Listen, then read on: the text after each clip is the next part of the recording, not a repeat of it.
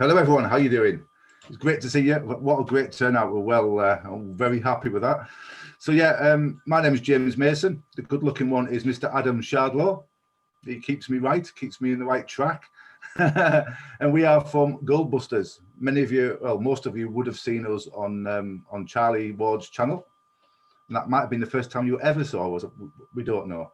But Charlie's helped us get the message out and help more people. It's helped us. It's helped us a lot. Helped us a lot. Reach out to a lot more people, and that's what we're all about. Which you'll find out from today's webinar anyway. But just as a disclaimer, before we get started, before we get cracking, we have to say this: we're not financial advisors. All right, we have to say this in every video, and we've never wanted to be financial advisors. We don't believe in financial advice. There's a lot of bad advice given out there. So our ethos, we educate people. We empower families to make their own financial decisions. People are not stupid. If they were given this information that we share, if they were given this in school, they would know what to do. They would understand finance. They would understand the financial system themselves. And they would be able to work it to their benefit. All right, so we're all about educating you, making you financially aware, and helping you move forward and being a better place financially, being a far better place financially if you take action. So that is our disclaimer. We're not financial advisors, we're educators. We make people financially aware, and we hold their hands and help them get to where they want to be. Does that sound okay, Adam? Have I missed anything? Yeah, I guess just to go with that is, look, we encourage you as well. Question things. Don't just take our word for it. Yeah. We're not scared of you asking questions about us, about what we're talking about anything. I think it's very easy just to go along with stuff. We know we've done our research. We know the background. We've done it for many years, many hours. But please do your own research and find this stuff out for yourself. There's nothing more powerful than going on that learning journey and just seeing what you find. You know, it's you go down the rabbit hole, and you can never unsee these things again. Please don't just blindly believe us or blindly believe anybody. That's our view. If somebody was going to ask us for any advice, that's the only advice I would give. Please don't just blindly believe anybody just because they're on the telly or they're on YouTube or anything. Please go out there and find out for yourself. Empower yourself. Right. Perfect. We're going to answer as many questions as we can today. We've had a lot of questions coming in. Some of those have been duplicated, so we're just going to kind of obviously do one version. I think it's going to be really interesting to hear what other people are asking as well. Sometimes from other people's questions, it kind of gets your mind going and ticking over. Some questions are a little bit more individual, so we'll speak to you individually about that. About your position and things like that. And also just to say, depending on where you are in the world, will depend on how we can help you. So just bear that in mind. Again, just to say at the end, we're going to be showing you how you can get some free gold. So raise your hand if you'd like some free gold. We've got some smiles. Yeah. Yeah. Give us a bit. Yeah. Yeah, free stuff. Everyone loves a bit of free gold. Oh yes. So yeah, we'll be showing you that at the end. If you've got any new questions as we're going through, so it's not questions that you've submitted to us when you signed up, then you can put them in the chat section. They will come through. We'll get to as many of those as we can as we go through. So if you do have any questions and something kind of, a thought just comes to you, because a lot of this stuff, from someone else's question, you go, oh yeah, and what about this and what about this? Yeah. So please get those in. We'll do as many as we can. And we are recording this session as well. So if we cover too much and you feel like your brain's going to drip out of your ear because there's too much information, you can always rewatch it. So to start with, some of you may not have seen us before or heard anything that we've had to say. So I thought what we do to start is just for James and myself, just to tell you our story of how we got into this, how we started, and just to give you some context. So James, if you want to go ahead with how it all started for you at the beginning. Yeah, because some people must be thinking, who are these guys? Why should we even bother listening to these two guys? Yeah. Well, basically, I spent 22 years in the British Army. That's where I started out on my journey. And while I was in the British Army, I started investing in property. That's where I started out. I made a mess of it when 2008, I'm just cutting a very long story short here. But in 2008, 2009, as we all know, the crash happened. I very nearly went under, I lost a lot of money, hell of a lot of money. And I buried my head in the sand for many, many, many years. But eventually I did start getting my head out of the sand. I did start looking for some help, and I found a couple of very wealthy guys, and I paid them a lot of money to educate me, to help me turn my financial situation around, basically. And that was the journey. This is while I was still in the forces. If it wasn't for the forces and that wage coming in each month, I would have definitely gone under, but that kept me afloat. So I went away and I got educated. Every hour of the day I was educating myself. I was investing in myself, in my education.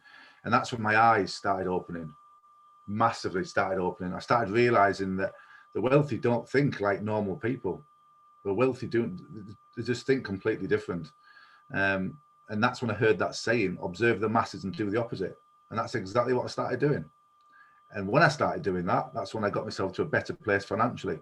My aim was, by the time I left the British Army in 2013, I left in November 2013. That was my 22-year point.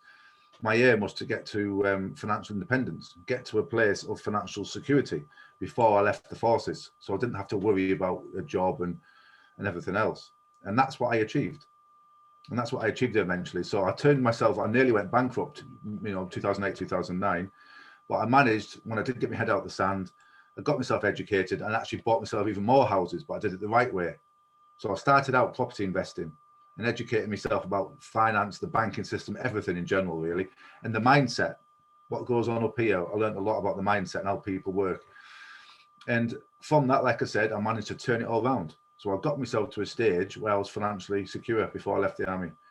But before I left the army, the last couple of years, I started helping members of the forces out, just members of the forces, people who worked for me personally. Because every one of them were in debt. I had about 30 guys working for me personally in the army when I was serving, and all of them were in debt. I don't think there was one person that didn't have debt up to their eyeballs. One of the guys, a private soldier, he had 4 payday loans. I'll never forget. His highest interest rate was just under 4,000%. I think it was. It was just under 4,000% APR, and his lowest was 998 or something percent APR. So I started paying people's debts off and helping them out financially. I'd make a little bit of money, but I'd save them thousands, and I'd educate them. Well, I didn't educate them initially, but I realized in the end, giving people money doesn't work. All right. So giving people money isn't the way forward, because they're back in that position again. They'll just go out spending it. This is why lottery winners, I can't remember the numbers now, but most lottery winners lose their money because they haven't been educated in money and finance. They don't understand the system. So rather than giving people money, I eventually stopped paying people's debts off, and I started educating them instead and helping them that way. So this is, and then this is where it all stemmed from. And then I had the idea that I could do this when I left the army. I love doing this. I love helping people anyway. I'm a big soft bloke, as Adam will tell you, but I just love helping people.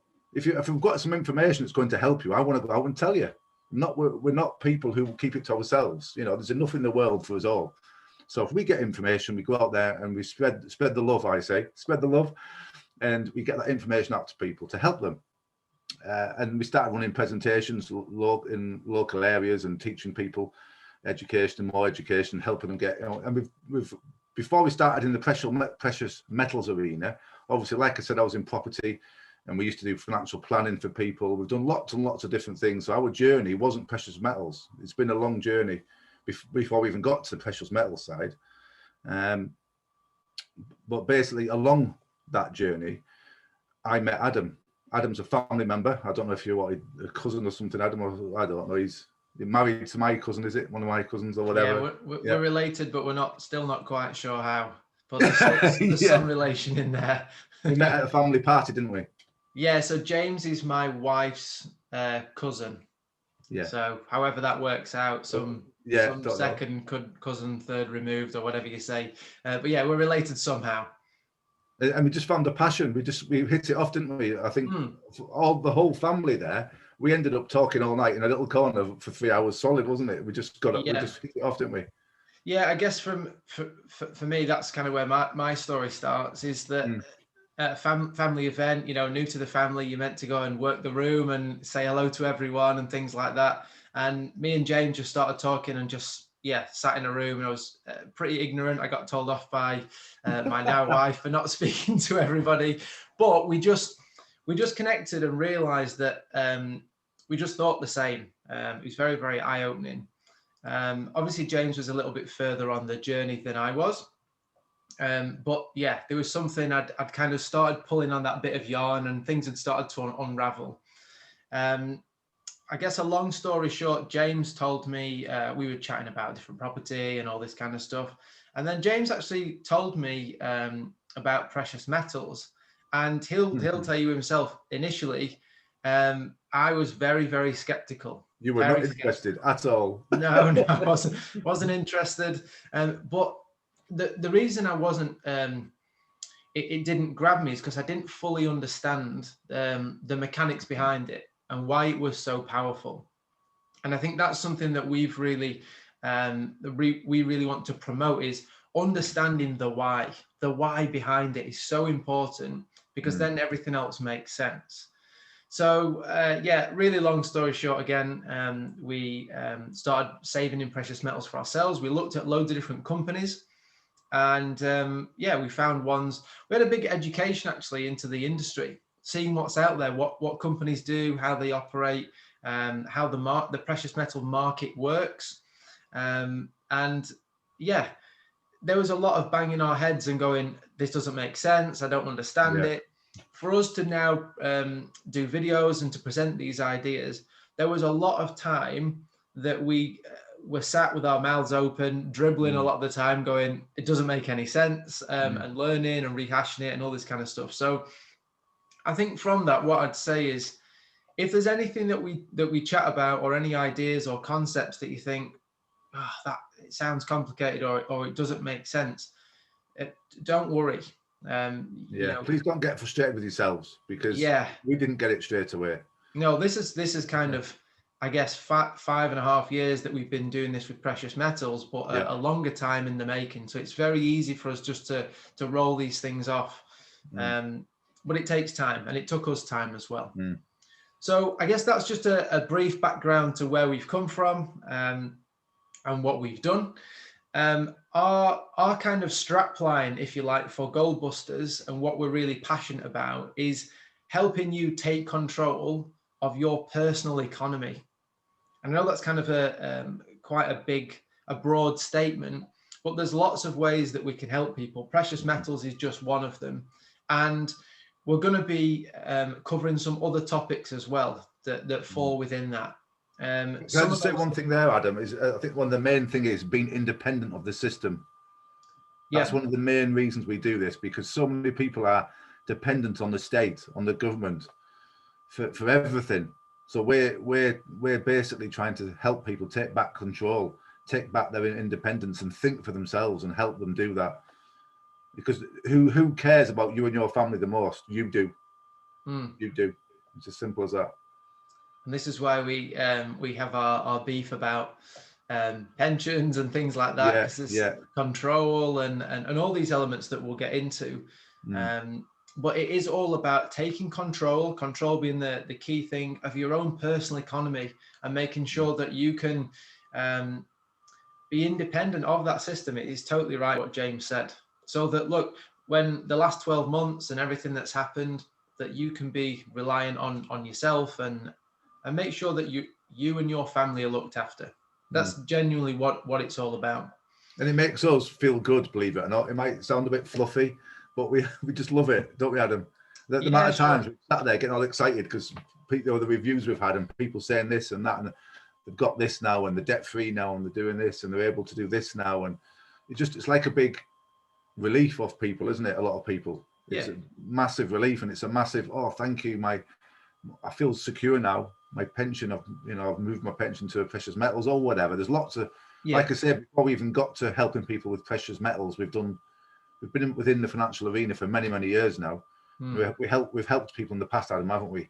In many different ways, Yeah, we found out about precious metals, and we just thought, what a great way of helping people in another way.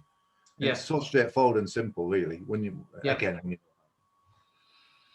I think when we look back, me and James have chatted about this a lot, and we have just to let you know how we work.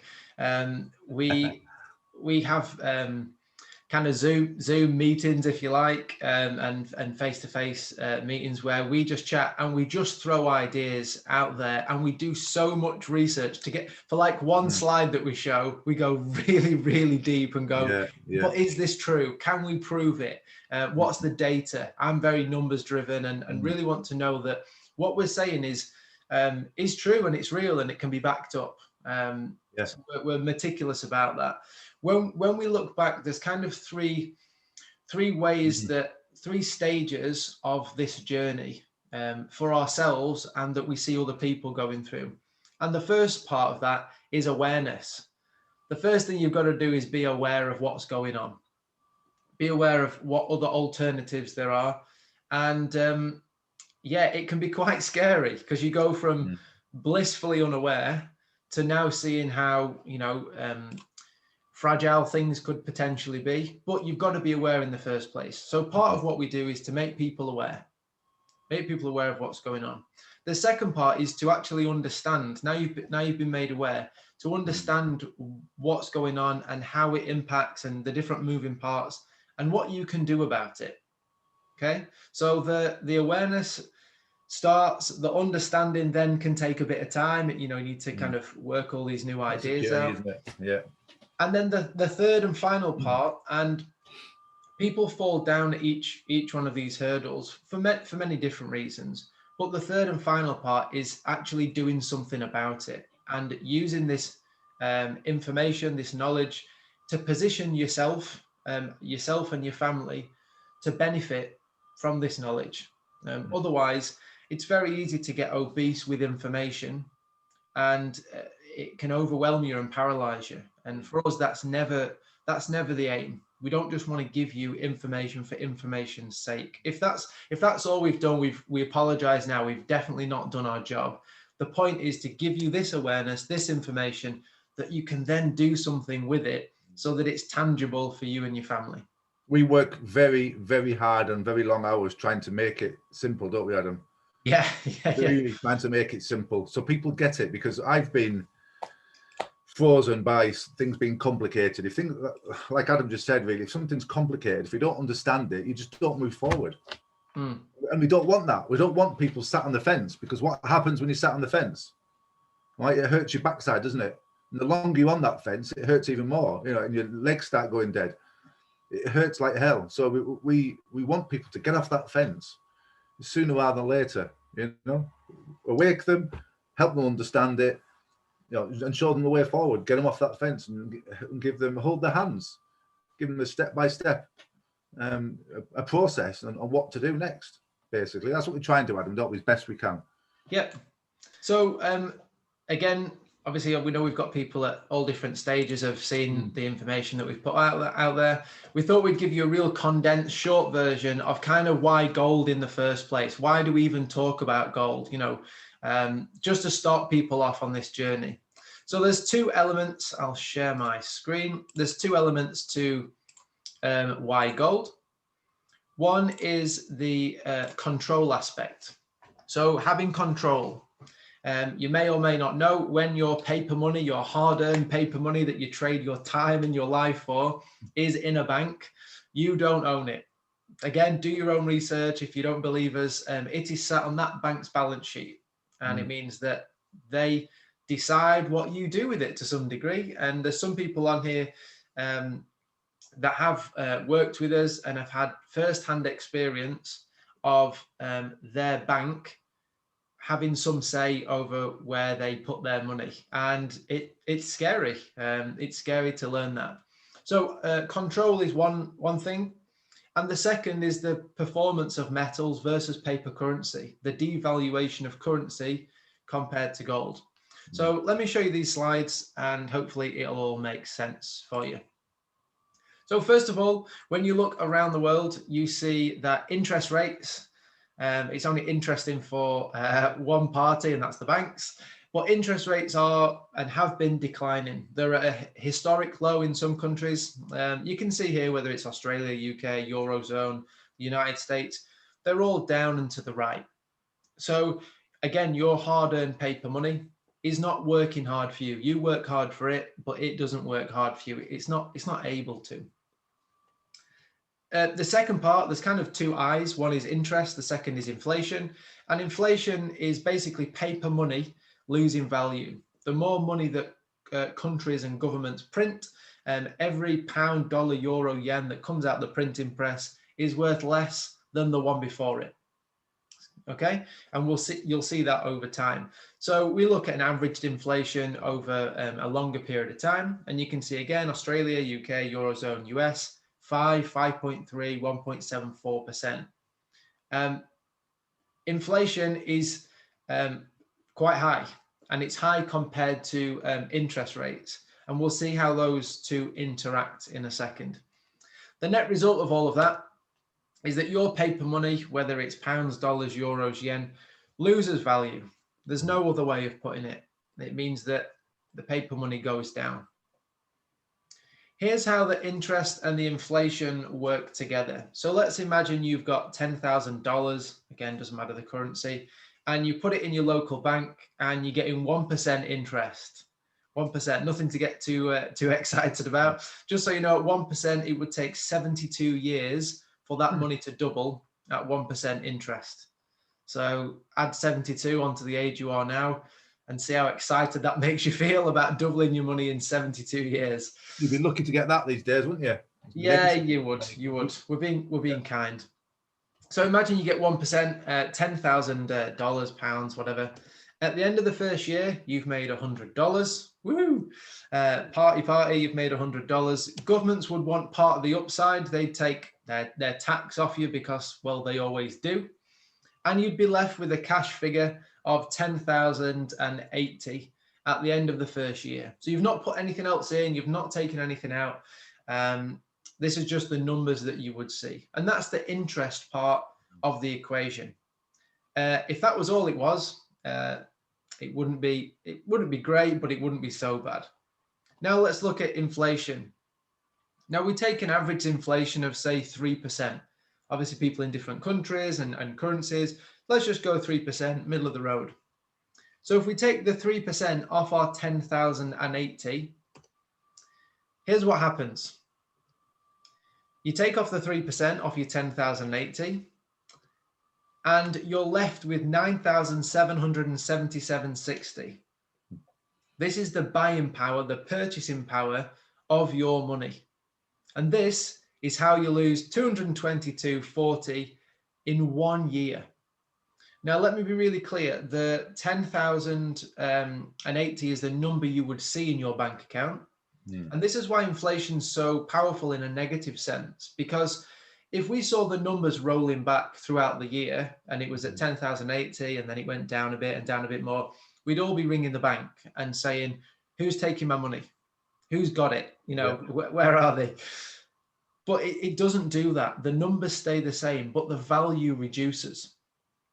And this is what people... Self-tax, Adam, isn't it? It's like a thief stealing from you without you even knowing.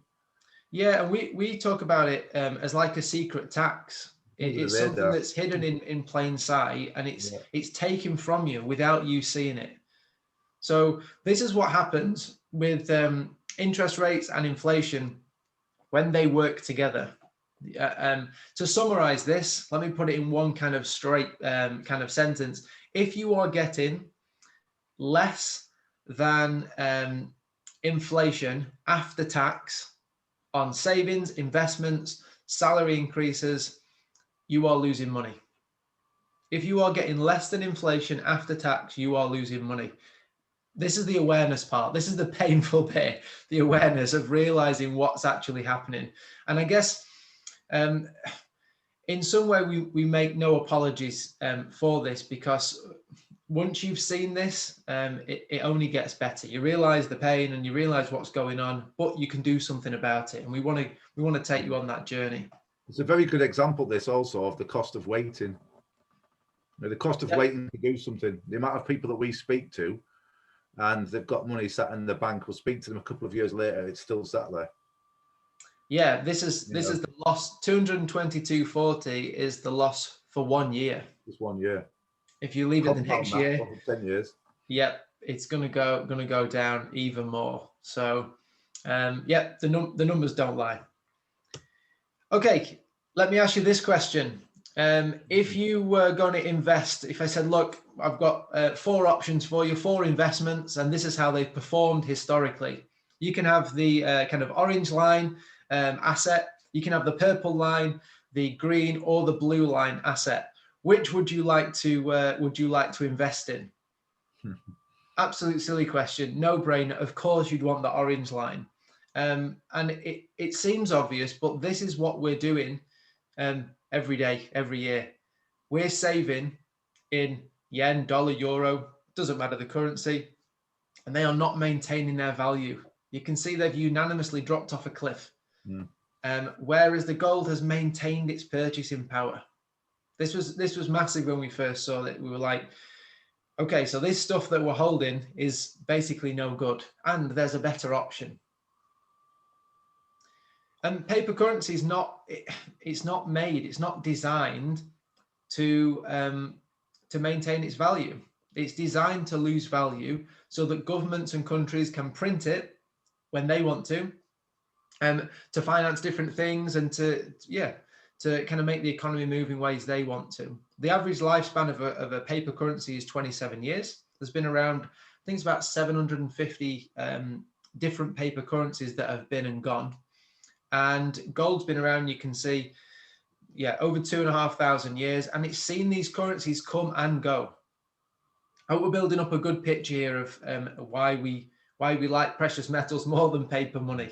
One of the main things too, Adam, as we always say to people, is the reason gold, one of the main reasons gold holds its value is because you can't print it. Yep, you can't print anymore. Yeah, it's getting more and more expensive to mine metals as well. So that keeps the price up. But yeah, you can't make any more. It's too easy for countries and governments to create money these days. They just type it in and it's done. And currency is only worth something too while we have the faith in that currency, while we believe it is. Whereas gold's always been worth something. You'll always have something for your money. Let's look at the performance of gold. Yeah. So you can see here, this is the performance over the last 15 years. And you can see there's different currencies. It's mainly a green picture. So gold has mainly had a positive performance against paper currencies. There are some red years, of course, nothing goes up in a straight line. But generally speaking, the best thing to look at here is the average row at the bottom. So this average is showing you that on average per year, gold has performed at between 6.3% to 12% per year. So, if you're in the UK, euro, US dollar, Canadian dollar, it's around the 8, 9, 10%. Let's half that. Let's say it does 5% for the next 5 years. Happy days, way better than a bank, and you control it. You might say, look, well, that's great, 15 years, but what about a longer time frame? And if you kind of remember nothing else, this sums it all up. This has it all in one go.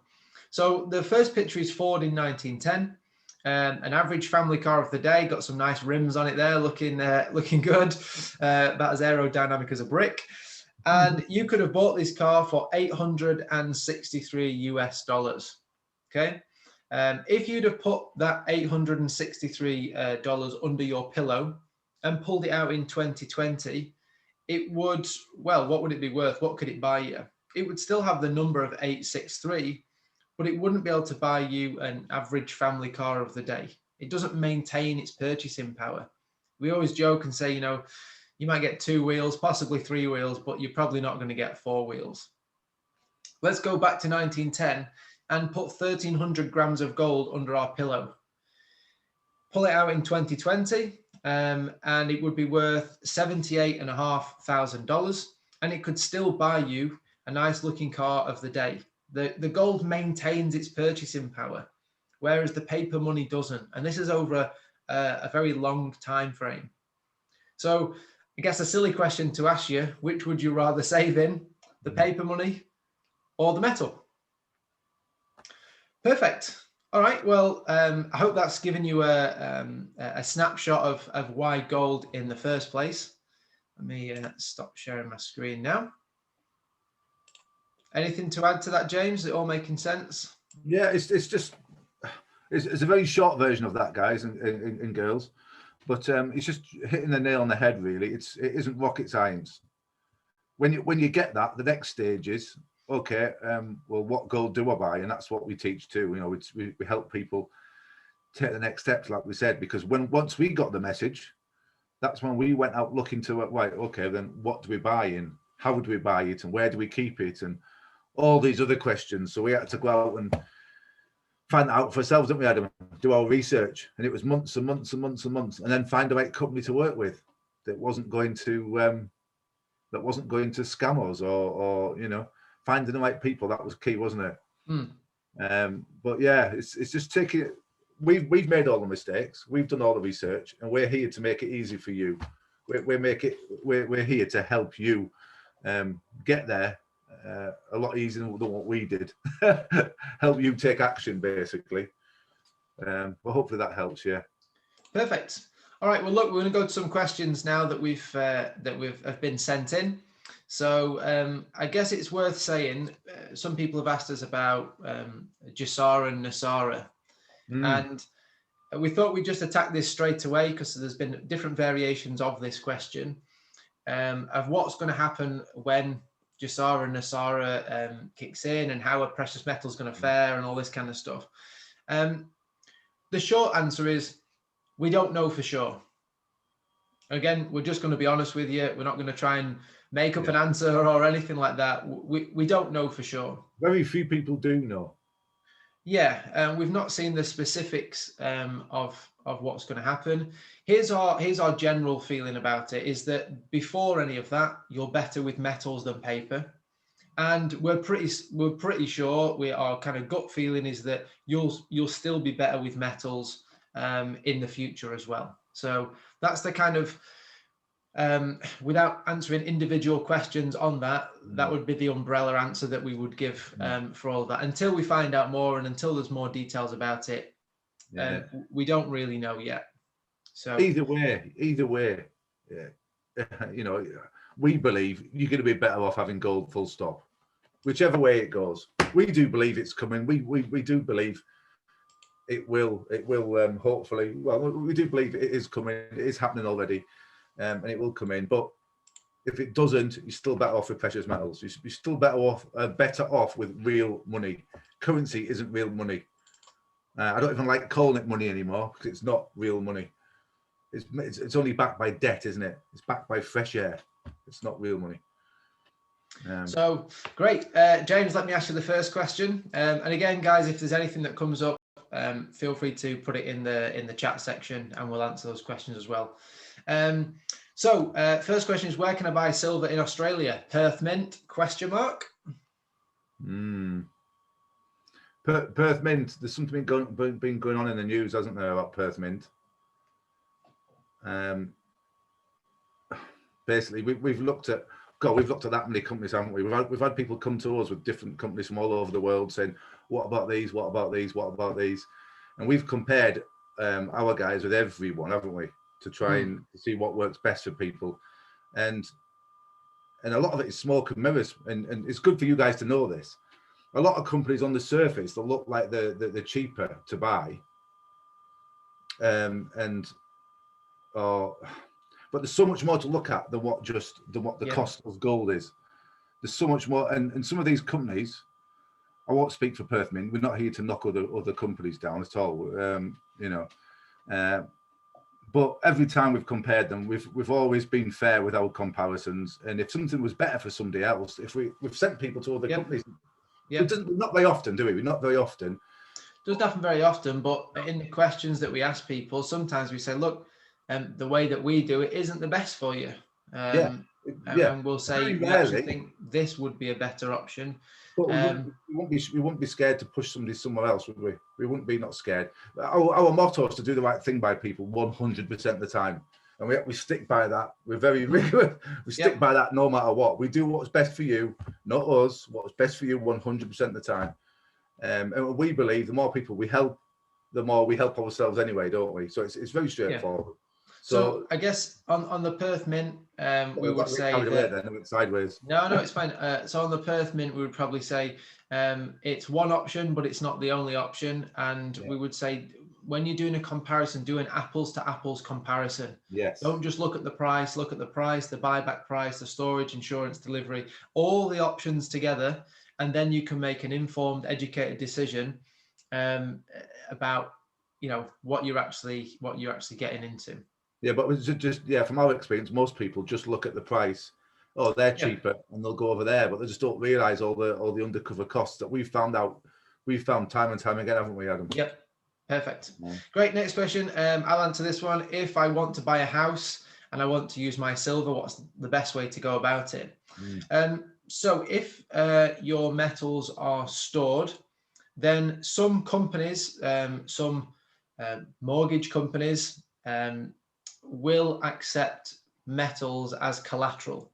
It will be a lot fewer than, it's not going to be every company. It's going to be a smaller few, but some will allow you to do that. They probably wouldn't give you the 100% of the value, because obviously it's going to fluctuate, but that's something that we've had asked before, and people have gone down that route. Well, it was the first question that I asked, because I'm obviously in property. First question I asked, could I use it forgotten the terminology now, but anyway, we have to get through these questions, don't we? But it's the first question I asked, and one of the first questions. Some of these questions, the questions were very interesting actually for us to read. So someone's put, if I buy gold from a bank, do I have to sell it back to the same institution? There's two parts to that. One is, we don't give advice, but we would urge you, from human being to human being, do not buy from a bank. That's our kind of heart. Is we've had stories of banks actually selling fake gold,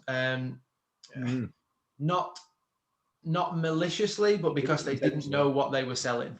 They weren't educated in the precious metals world. They were just it was sold to them and they were selling it on.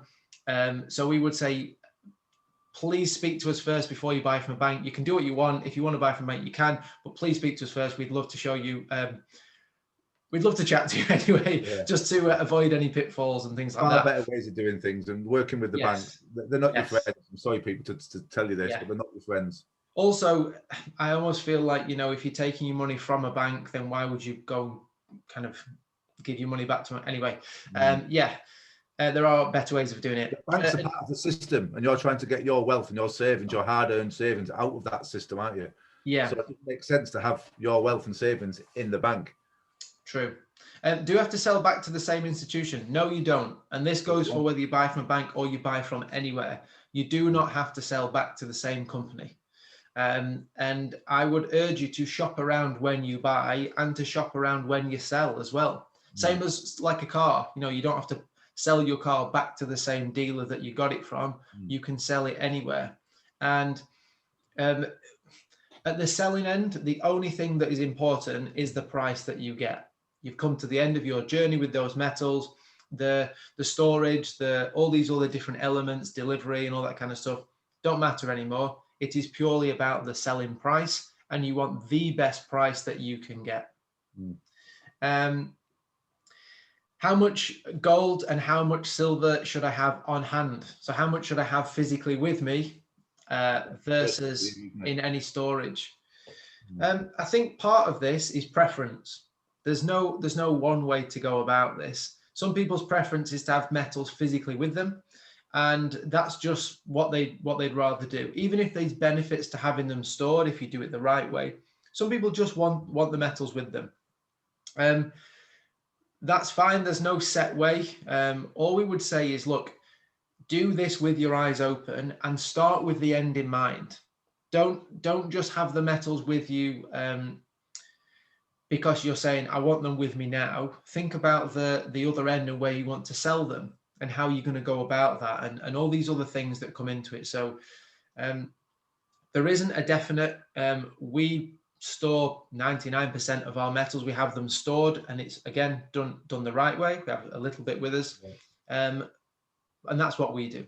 And if you do keep it at home, you've got to think about what Adam said there, the insurance side of it, and are you gonna, who are you gonna sell it to? How are you gonna sell it? And you've got to think, am I ever going to leave my house ever again?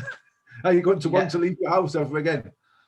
You know, and you've got to be really quiet if you do keep it at home. You've got to be hush and not tell anybody. Yeah, because you're putting your family at risk. So there's lots of things on either side. Yeah, to think about. Great. Next one that leads into this. Not giving any names out, obviously. I've recently acquired 2,000 ounces of silver and 100 ounce bars, obviously anticipating the metals market to be released from its suppression. I have it stored in my gun safe at present and feel that I am secure. Watched you with Charlie Ward and need to talk to my insurance people. Just to pause there for a second, because there is a question kind of at the end of that. It's very difficult to get precious metals insured in kind of home and contents insurance. So again, if this is something that you want to do and you want to have a lot of metals in your home, speak to insurance companies first before you do it, just to make sure that this is something that they will cover. Because in our experience, there's not that many out there that will even entertain it or even past a certain limit. And even if you will, it will cost you so much money. It's unbelievable. Yeah. So again, do it with your eyes open. And the question on the end of that is, am I taking a sane approach? Yeah, good question. I think it is preference partly. And again, if you've got a good setup and you've looked at all the options, then it's not right or wrong. It's what suits you. But have you looked at all the options? Have you looked at, and also I think as well, it's worth considering people's perceived risk is very different. Some people are happy to have £5,000 worth of metals in their home, but they wouldn't want 20,000. Other people would have 20,000 and not think anything of it. So you've got to look at, would you be happy to leave the house, go on holiday, knowing you've got X amount in your home? Yeah. When I started out, Adam, I only wanted it all at home. So I was on that same, when I first started out, until I started educating myself, and I started finding out the different options and different ways of doing things. But I just wanted it all at home. I wasn't interested in vaults initially. Yep. So we understand, don't we? Yeah, absolutely. This question here, do we ship to Portugal? Yes, you can have metals delivered to Portugal, no problem. James, let me ask this one to you. I'm a beginner. I want to buy some gold or silver. How can I think of a buyback price at this stage? How do I choose the best storage? And how do I keep a constant eye on the prices? 3 very good questions there. So first one is, how do I think of a buyback price at this stage? How would you go about doing that? How would you go about doing it? How would you just do your research and find out what the buyback price is of the companies that you're looking at, the bullion companies? Just look at what, because basically they've all got a percentage above spot. You've got your spot price, haven't you? And companies sell it at a percentage above that spot price. And when they buy it back from you, they sell it at a percentage below the spot price generally. And obviously, you want it. You want as much money back kept in your pocket as possible, don't you? And the way we do it, we pay the spot price. We don't charge people for the buyback. The buyback is zero, zilch. So you keep more money in your pockets. So that's one thing. Adam explains it far better than me on the presentations that we run. But it makes such a big difference. Like if you've been saving for 20, 30, 40 years, and you've got hundreds of thousands of pounds in there, if it was 5%, if the buyback price was 5%, that's a big chunk of your, I'm trying to be polite here and not say bum. It's a big chunk of your savings, isn't it? It's a big chunk of your savings. is 5%. But obviously, if it's 0%, it's in your pocket and not theirs. Yeah. Yeah, it's a really good question. It's something that we never looked at initially. I just looked at the buy price. I never looked at the buyback price at all. But that makes all the difference. Yep. What about choosing a storage? How do you choose a storage unit? Like, would you go for a safety deposit box in a bank over storing it somewhere else? What would you do? No, I won't go near a bank with a barge pole. I just go with companies that have been around for a very long time, and that's Loomis, Brinks. I mean, we've even been to the offices, Adam, haven't we? Mm-hmm. And we've questioned them to death, haven't we? We've been in a vault. Yeah, we just sit in the system, see how they work, and they store cars, they store money, they store all sorts, don't they? Store everything. Yeah. So a company that's regulated and it's been around the block. Yeah, perfect. You know, and Brinks and Loomis are two of the main ones, but there's several others, isn't there? And the last part of that I'll answer is how do you keep an eye on the constant eye on the prices? I use a website called goldprice.org. That's got tons of information. You can look at prices over different time frames. You can look at there's so much information on it. But the good thing about precious metals is that it's a global market. So there's many ways you can look at the information. There's no one right or wrong way. But that's what I use. Right, we might need to pick up the pace, James, a little bit. Shorten your answers a little bit if you can. I'm just wondering about the likelihood of the gold price dropping a lot more in the next while. I hope it does, so we can buy some more. So our whole thought is, people have said to us over the years is, look, the price of gold's going down at the minute whenever it has. Are you worried? No, because we know the big picture. And if you zoom in on a graph to this kind of down part here, then yes, you would be worried, because in isolation you just see that down. But when you zoom out and you see that down is like that before it goes up, then it doesn't worry you. So the likelihood of it going down doesn't really matter short term, because the long term picture is that compared to paper money, history shows us that it goes up. There's a sale on, get some more bought, because guess what, when it goes up again, you've got more there going up, haven't you, in value? Yep. Will every country have gold banks where we the people can store our gold bullion? I'm not too sure about the meaning on this, but again, if it's a bank, I wouldn't store my gold with a bank. I would do it in somewhere that's owned by me. It's not on their balance sheet. It's on my personal balance sheet. That's what we prefer to do. You said on Charlie's show that we will have to pay 10% when we sell our gold. How do we avoid this? This is the buyback price again. I'm glad that people are talking about this, and it sparked some kind of conversation, because it's very important. The way when we sell metals, we get the spot price. We get the market price. There is no loss. There is no 5% below, 10% below. So when the metals go up, we get all of that increase. We don't get all of it minus 5%. We get the lot. So there are ways of doing it. You can speak to us individually if you want to know more about that. But as James said, look at the buyback price. Check companies out. Look at the other end as well. Okay, James, what are the factors that make you believe gold and silver are a good investment? Oh, flipping heck. Where'd you start? Where'd you start? It's just, guys, just look into yourself. It's all out there. All the information's out there. It's especially silver. I mean, for me, gold is more of a wealth preservation, but silver, it's just what I believe. I'm not trying to convince anybody else. But I believe silver at the minute is the way forward. If you look at the uses, just look at the uses. We've done a webinar on Charlie's show, talking about silver and the uses and the demand for it in the future. So you've got to look ahead into the future, haven't you? And there's actually, if you do your research, well, this is just what I believe from my research, there's actually less silver than what there is gold. And silver is actually used up. It's used up. All right, it's used up. It's used up within industry a lot more than what gold is. Perfect. Yeah, and just look at the uses of it. It's not just used. It's just, if you look at the uses, you just think, oh my God, the list just goes on forever, especially with silver. And it's so cheap to get in. So people say they can't afford to get in. you can always they can always get in with silver, at least, if they can't afford gold. But our system is designed so everybody can afford it. It doesn't matter how much money you've got. Even if you've got $20, you can get started. Yep.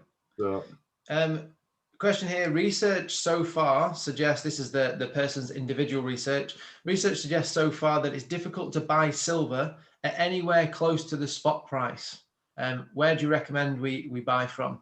So yeah, we do get this question quite a lot, is people saying, where can I buy precious metals at the spot price? The short answer is you can't. So don't look for the spot price, because even if you had £10 million, $10 million, and you went straight to the refinery, you would pay above the spot price. That's how refineries, companies make money. So what it's about is having that buy price as close to the spot price as you can. And as we've said over and over, checking out that buyback price to get that as close as you can as well. The more you buy, just to add on that, Adam, the more you buy at once, if you make a bulk buy payment, the more you buy in one transaction, the cheaper it gets, the closer it gets to the spot price. It might be 2 or 3% above the spot price. If you're buying smaller denominations, like 1 gram of gold or something, then it's going to be the spot price. The amount you pay above the spot price is going to be higher. Yep. So it's the same as anything. The more you buy of something, you get it cheaper, don't you? Yep. Can you gift gold to family or buy it on someone else's behalf? Anything to look out for? Yeah, we think it's a really good idea. Time is what benefits you with precious metals. The longer, the better. So if you are buying for, and we've had a lot of people buy for kids, grandkids, then we've got a lot of grandparents setting up accounts for their grandkids, haven't we? Yes, and it works really well. Someone else, I think another question we had is, what paperwork do you need to fill into, and who do you need to tell and register it? And don't tell anybody. You don't need to tell anyone. You don't need to tell governments. I would tell them as personally as little as possible. Obviously, stay within the laws of the land and all that stuff. Yeah. But yeah, you don't need to go. You don't need to go telling people. That's fine. Let's have a look what else we've got. How do I buy silver and store it to avoid the VAT? Yeah, this is a huge point. VAT is, someone asked actually further down, what is VAT? So people might not have heard of VAT before. VAT is value added tax. As far as I'm concerned, the only value that it's added is to the government. It doesn't add any value to us individually. We don't get anything else. We just pay. So it's just a tax. That's all it is. It's like a sales tax. And there's sales tax or VAT on silver, palladium and platinum, 20% in the UK.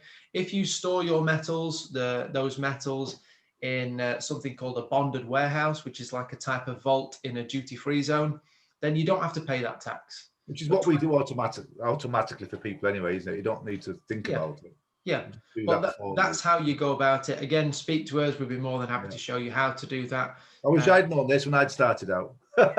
Yeah, you've got quite a lot of silver and had it in your home, right? Yeah. So I paid tax on it. Can you advise a company that ultimately allows you to swap metals? Yes, the way that we do it, you can swap metals. So speak to us. Be more than happy to show you and make it very efficient to do that as well. That's what it's all about. And anyone can switch, really, but it's making it efficient and worthwhile. We actually did a quick video on Charlie's show again, showing people how to use the gold silver ratio, how to make more money, how to make more metals, how to grow their metals using the gold silver ratio. But that's something else. If you want to ask us separately, but that's our system. You can just swap it a few clicks of a button in your account, and you can swap your silver to gold, gold to silver, platinum to silver, or whatever. Yep. Guys, looking at the questions that we've got, we're probably going to run a little bit over. Would anyone give us like 5 more minutes? Just raise your hand if you'll give us 5 more minutes. We don't mind. 5, 10, 15, 20, 25, 30. Okay, we've got a good half an hour there. 5 minutes from each person. Linny, Ravinda, Saskia, yeah, they're all hands up, yeah. Yeah, looks good. Okay. Someone's interested in buying silver bullion and scrap. We don't actually deal in scrap metals. As far as an investment, we look at the top purity of metals. So that would be, for gold, it would be the 4 nines, 999.9% pure. For silver, it's 999%, and for palladium and platinum, it's 999.5%. Yeah. Because they're the metals that are going to maintain their value, and it's going to be a market that you can easily sell back into. And they've got the right markings, haven't they? And like you said, they're recognised by people. They're recognised worldwide, aren't they? Yeah. Coins or bars, James? Very simple question. Coins or bars? Or a lot of people jump on the coin side of things just because they think capital gains tax free, don't they? Yes. But it's not necessarily.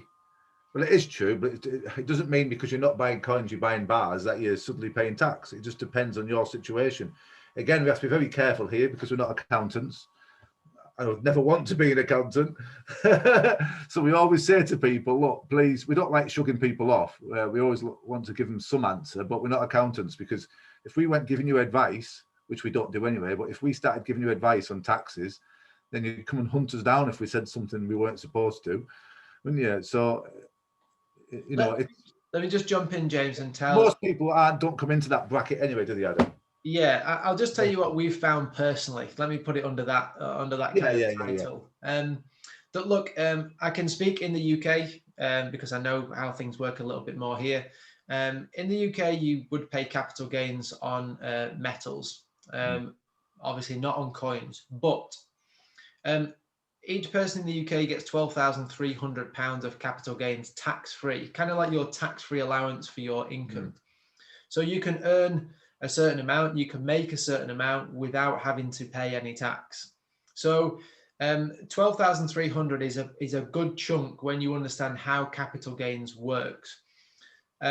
So put simply, if you had £10,000 worth of gold and you sold it for £22,300 worth, that's a £12,300 gain on top of your 10,000. You wouldn't pay any tax. That's how it works. You would have made a cracking investment choice if that's the case, because that's a really good increase. It would only be if anything went over that you capital gains would actually come into it. It doesn't normally come into it for most of our customers, does it? No, let me put it a different way. On average, against the British pound, gold's performed about 10% per year. So if you had £120,000 worth and gold performed at 10% a year, giving you £12,000 of profit per year, and you took all of that profit out every single year, you still wouldn't pay any capital gains. So if you are outside of that or approaching that, then it would be something to possibly consider, but you end up paying more for coins anyway. So you've got to offset that as well. So so many people just jump on coins because of that. They haven't looked into it any further, have they? Yeah. So not straightforward, is it, Adam? It's not, no. Let me look here. What financial conditions do I need to decide when to buy gold and when to switch to silver, and vice versa? So this would be the gold-silver ratio of when to switch. Again, like the price of gold, the performance of metals, you can find this all over. So they will give you the gold-silver ratio. I think it's at 69 today, something like that. And watch our video that we did with Charlie Ward, all about the gold-silver ratio, and we'll show you how we do it, switching at 60 and 80. What's the best way to hold gold or silver in a bonded warehouse, in person or in paper form? Well, definitely not in paper form. Paper, no chance. Definitely not. That's not our preference. In person, possibly, but not all of it. And in a bonded warehouse, yes, for silver, palladium, and platinum, you benefit from the VAT. But metals in a vault, if it benefits you, if you get some good benefits from it, then yes. Let's have a look. Vaulting companies, we've covered that. Let's see here. Any thoughts on pensions? James has like a swear word to me. James has a particular beef with pensions, which is interesting because being in the military for so long, a lot of people are focused on their military pension, and it's what kind of sees them into doing those longer periods, right? Oh yeah, it keeps them hanging on for that pension, and it's not much. It really isn't. What? Just give us like your top 3 beefs with pensions. 3 beefs? Oh, don't get me started. Look, guys, you have no control over it. There we are. You have no control, and they could say, "Oh, whoops, it's just lost its value. It's just been cut in half. Oh, what a shame." You have nothing. There's nothing you can do about it. You know, he just sat there. I'm trying to be polite. I'm trying to say it without swearing. It gets me upset. It's just if you look into it, pensions, and then you look into, again, we help people have control. Everything we do is all about being independent of the system and taking back that control. And that's why I started out in property too. That's why I started investing in property initially. That was my pension initially, not precious metals and other things that we do. So everything's about coming out of that system. But yeah, pensions, we've had so many stories of people losing their pensions and losing the value of their pensions time after time after time again, and they can do nothing about it. And you can't move it, can you? They have so many difficulties moving it and doing what they want to do with it. A lot of people want to move it into different types of pensions that we have in the UK, SASs and SIPs, and to have more control over it. But even then, they struggle getting it. And then if they can, they lose. They have to pay thousands of pounds to do it. There's always somebody with the handout. I think what we need to do is, if you guys are up for it, we'll put another webinar on. It'll just be James versus pensions, and we'll just let him go, and he can just have a rant about pensions, and you'll you'll feel the full force of his deep passion, right? I'm being very polite actually at the minute. I'm being very. we used to go right into pensions. We used to educate people on when they started and why they started and how they started and who got the pensions, who qualified for pensions, and where it all began. But we got to the point where we just thought, we don't believe in them. Why are we talking about them? Yep. That was it. Shelved them. Too much anger going on, isn't there? Yeah. Someone's asked how many times a year is permitted to exchange precious metals. Look, you can do it whenever you want. You can buy and sell at your convenience. And again, comparing that to pensions, it's in your control. You can do what you want. If you think now's a good time to sell, you can do that. You don't need to wait till you're 55 or 60 or 67 or whatever. That's one of the differences between that and a pension. The freedom, you've got options, and this is one of the things I felt passionate about in the army, because all the guys I work with, they're like good guys, and all they were bothered about was this pension, but they're tied into this pension, and they've got no options really. They haven't got many choices. You're tied down to what you can do. You're restricted, aren't you? Yep. Question here: why/what are there different names of gold bars, and which are the best? So there's different. Would you call them brands or different names?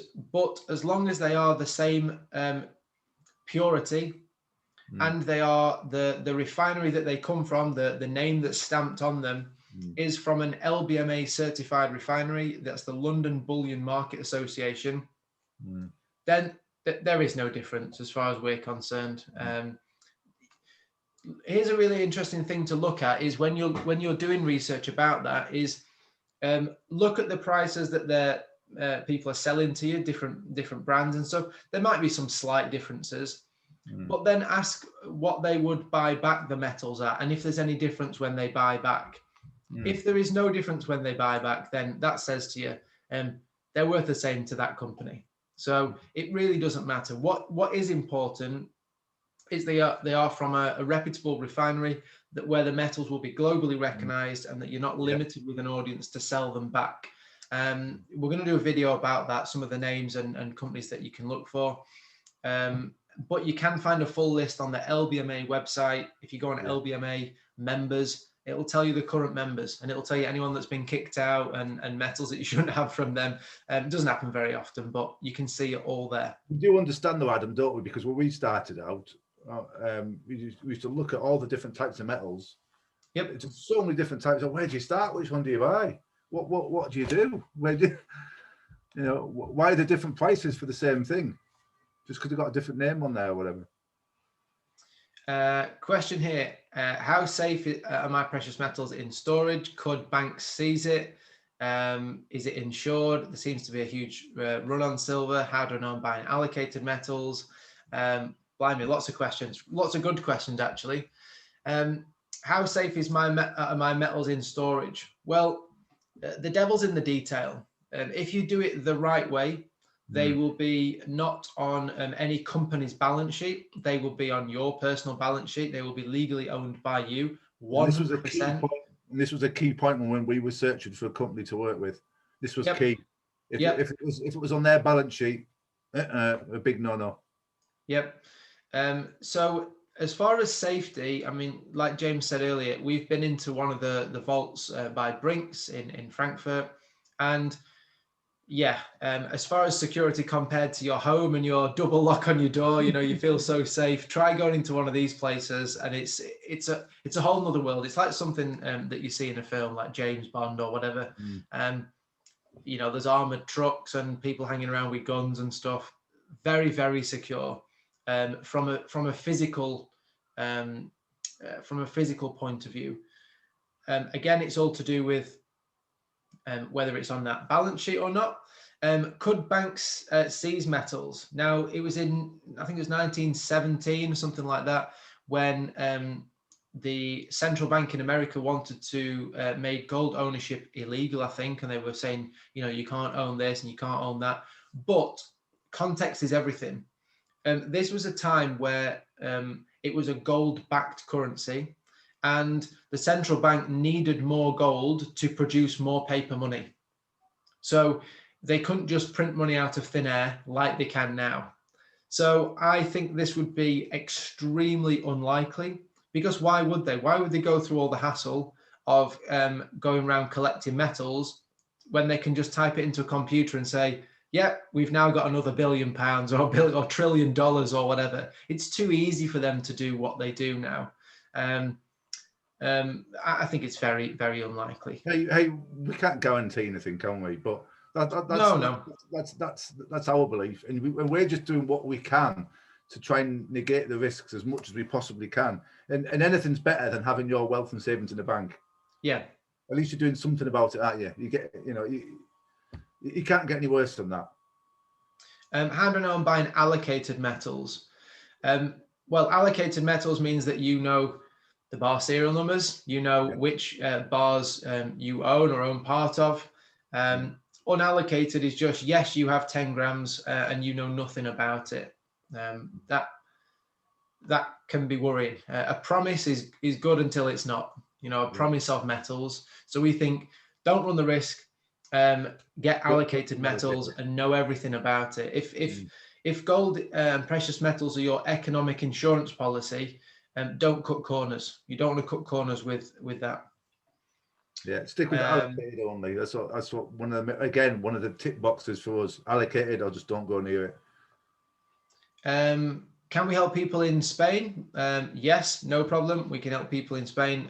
Just get in contact with us, and we'd love to chat with you. Where are we going next?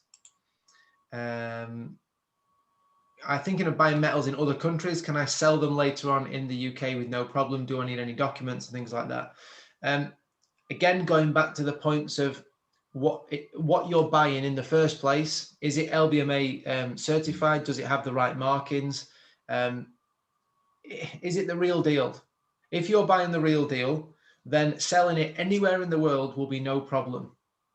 Totally key in what you're doing. You'll be able to sell it anywhere and people will give you the top price for it.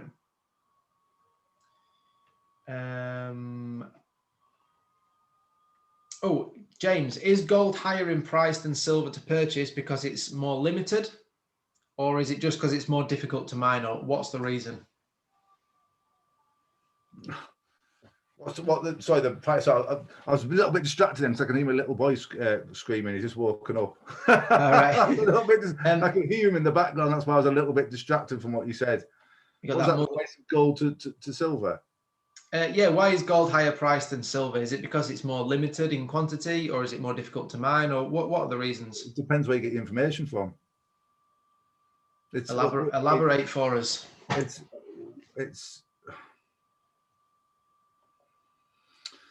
flipping it. Do you want the it's limited. It's limited. That's the easy answer, isn't it? Well, why is gold higher priced, a higher price than silver? Is it because is gold more limited than silver? It isn't though, is it? We were led to believe that initially. This is why I'm a bit stuck on the question, because we were led to believe it was. But for my research personally, what I found out on my journey in the last 6-7 years, that actually there's less silver than what there is gold. But because the market, we believe again, is manipulated that much, and it's kept down deliberately. Mm-hmm. And we feel, Adam, don't we, that it's kept down for a reason, because we've seen the amount of gold and silver that's been bought by these big corporations and banks and what have you. They've bought more in the last few years than what they've ever bought, haven't they? So there's the reason they're keeping the prices down, to be able to buy up all the gold and silver. And all we need to do is do the same. Do the same as what they're doing. But my initial belief when I first started out was, yes, there's the price of gold. I mean, there was one time in history where silver was actually more expensive than gold, wasn't there? Many thousands of years ago. Mm-hmm. If you do your research again. But it's basically, it's all about the supply and demand. But again, there's other people that will say it isn't. It's about, but they look in the markets. It's two different things. They're looking at paper gold compared to real gold, physical gold in your hand, you know. But yeah, it's did I answer that? Have I gone sideways again? So it's good information either way. Let's say that. Sometimes I just end up going sideways because my beliefs have changed. You see, on this journey, they've changed as I've gone along, and same for you. A lot of things, hasn't it? The more we've learned, the more we've progressed, the more we've gone, actually, that's what we used to think, and it's maybe this way now. It's maybe, but yeah, from my experience, from my research, silver's been manipulated so much, and it's worth a lot more than what it is right now. It's been kept down, it's been manipulated. This is why buy now while you can, while it's cheap. And gold, I think it's cheap compared to where it's going in the future. But again, we haven't got crystal balls. But okay, the question here is someone saying that they've got $10,000 and the goal is to build long-term wealth. Perfect, you are on the right path. I'm better off starting with small units like 1 ounce bars, half-ounce bars, or larger bars when I can get them. So the whole thing with bar denominations, so whether you're looking at grams or ounces or whatever, you're on a bit of a line, and the line at one end you've got the best price, and at the other end you've got flexibility. So if you buy the biggest bar that you can, you will get a better price, the better price per gram. But you are further away from flexibility. So you've got the better price, but not necessarily the flexibility, because you're either selling it or you're buying it. You're in or out. If you go to the other extreme and you buy loads and loads of tiny bars, gram bars or whatever, you've got the flexibility, but you're miles away from the best price. So again, do it with your eyes open. Think about the end. Are you just wanting to get the most efficient investment and get as many big bars as you can, getting the price right down, and you're happy to be in or out with that bar? Or do you want to maybe land somewhere in the middle where you've got some flexibility, but you've also got a better price than loads of tiny bars? Like this, for example, this is 1 gram of gold. If you bought 1,000 of these, you'd massively overpay. But if you bought 1 gram, 1 kilo, you wouldn't necessarily have the flexibility. So yeah, because if you were short of some money, and you'd have to sell the whole bar, wouldn't you? If you only needed this much, but you'd have to sell the whole bar, and that's I mean, you guys don't need to worry about this so much, because you can just contact us and we'll direct you. We'll send you in the right direction, what we had them. What's best for you, your personal situation. Yep. How do you make money off precious metals? This is a really good question, actually. So look, precious metals, they don't give you an interest rate. They don't cash flow, so they don't send you money every month. They just appreciate, go up in value over time. That's what history shows us. So buying precious metals is not about becoming a millionaire next week. Let's be really clear about that. We're never going to tell you, yeah, buy this and, you know, everything will be fine next week. You'll be fine. It's going, you know, this is going to the moon in a few days or whatever. We'd never do that. If somebody tells you that, do a runner. Yeah. Run away. It's, you know, well, if that did happen, it would be the first time in history, because metals don't perform that way. What precious metals are just a smarter way of saving than paper money in a bank. That's what they are. So the way that you make money with precious metals is you buy them at 10 and you sell them at 15 and you make the difference. So it's just called appreciation. Is putting money into a precious metals backed IRA a good idea? I can tell this is someone from the States. So this is some kind of retirement vehicle. Look, anytime that anything's backed by something, I always think, why would you not have the real thing? Why would you not have the thing itself? Same as paper money backed by gold. It then became unbacked by gold, and look what happened there. Same with gold-backed cryptocurrencies. Look, I don't know everything about cryptocurrencies, but a gold-backed cryptocurrency, surely you would just rather have the gold, right? Than some other token in front of it. I always think, why would you put something in the way? Why would you put something in between you and just owning the metals? Just my opinion. People might know far more about this than I do, but I just think I'd rather just own the metals. Hey guys, we're not against cryptocurrencies, by the way. Definitely not.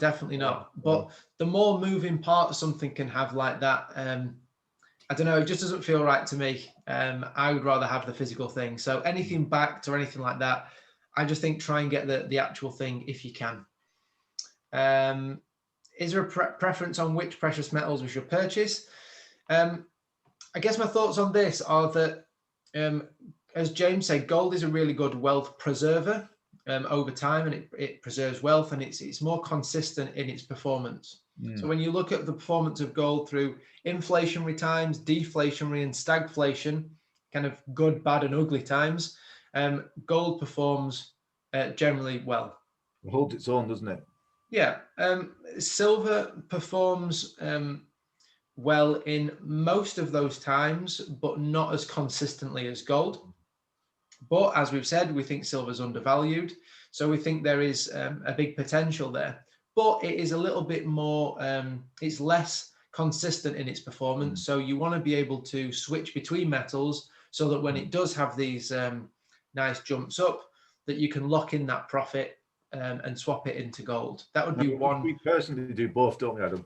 Yeah, that would be one strategy of utilizing that. Okay, last few questions now. Where do you see gold heading in the near future? Perfect question. This is like a dream question for us. We're all in on precious metals, so we think they are going up compared to paper money. Simple answer. We think they are going up. That's what history shows us. One of the videos that we went through on Charlie's channel again explained the tier system, Adam, didn't it? We're not going to go into it now, but there's some big changes ahead. Yep. That will change everything. But obviously you need to be, I always use this as an analogy. You need to be on the train before the train leaves the station. Don't be trying to get on the train when it's already set off. There's some big changes ahead, isn't there, Adam? Yes. That was supposed to have kicked in, but due to COVID, they didn't. What was it, 2022, was it? The change of gold from a tier 3 asset, which is the the riskiest asset, is then going to go to a tier 1 asset, which is a riskless asset, same as currency. You know, if a bank's got currency, then it's actually got it. And when gold is a tier 3 asset, it's only worth 50% of its value on a bank's balance sheet. And when it's a tier 1 asset, they can use 100% of its value.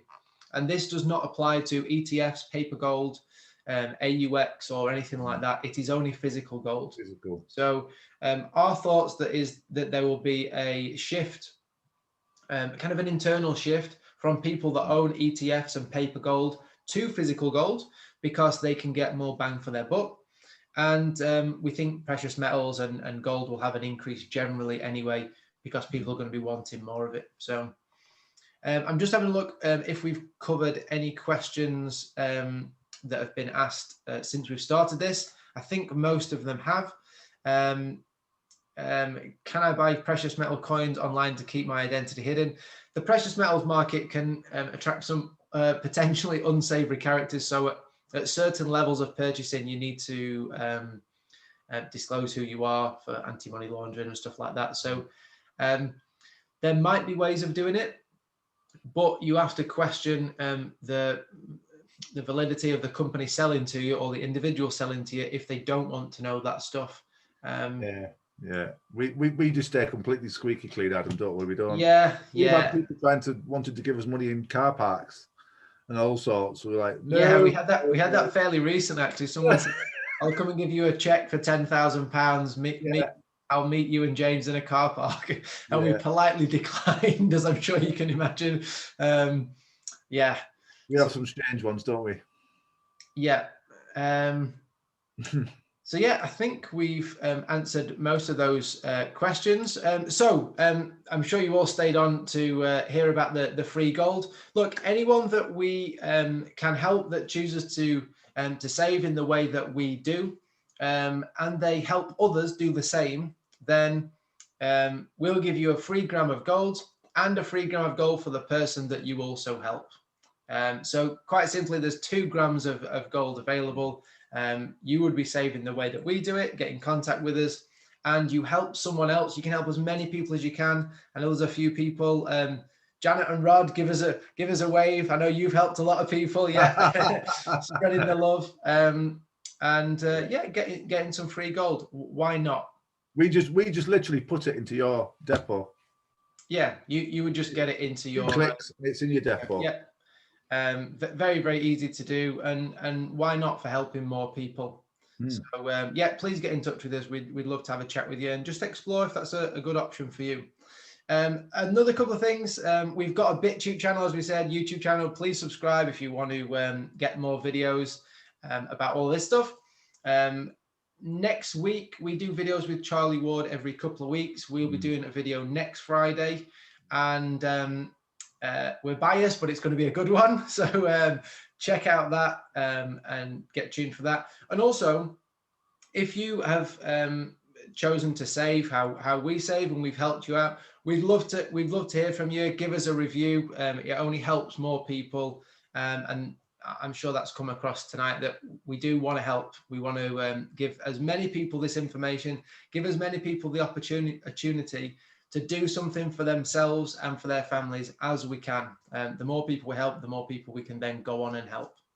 Yeah. So, can I just reiterate about the channels, please, Adam? Can you guys help us out now? Because we're always going out helping everyone. Can you give us a hand and just jump on there for us? Because we've literally just opened them, Adam, haven't we? Yeah, you'll see there's a handful of subscribers, probably just myself and James. we just thought it was about time to set up our own channels and build on it, because we've got so much to give. We've got so much education, so many ways in helping people outside of the precious metals arena, because we will share, like we said earlier, we will share other things with you, anything with you. If we think that something's going to put more money in your pocket, it's going to help you and your family, we'll share it on there. We do all the vetting. We make sure that it's all legit, it's all right, it's all ethical, etc., etc. We do all the vetting, and if we think it's going to help you and your family, it's going to put more money in your pockets, and help you not worry about money, one of the main things, then we'll put it on there, we'll share it on there. So we've got so much more to give outside of the precious metals arena. We've been doing this for many years now, and we're big softies, really, aren't we? We just love helping people. And when we get them reviews in, it has us in tears. Some of the reviews we've had, they're just brilliant. So yeah, please get on the channels and subscribe and like and share with your families, please, because we want to. Without you, we can't help as many people. We want to help as many people worldwide as possible, because what we do is worldwide. Perfect. Well, look, somewhere another. Just want to say a massive thank you to everyone for sticking with us. I know we've ran over massively. This is our first one, so we know to guess do it a little bit differently next time. But thanks so much for being with us. Thanks for spending your time with us. As James said, it's the most precious thing you've got. And yeah, again, we'll record this session. We'll put it on those channels so you can watch it again and share it with people. But thanks so much. Have a great day. Have a great evening. And if we can help you in any way, just get in contact us. We'll have a chat. And we'll go from there. Thanks so much, guys. Have a good one. Care. Thank you. Thanks so much.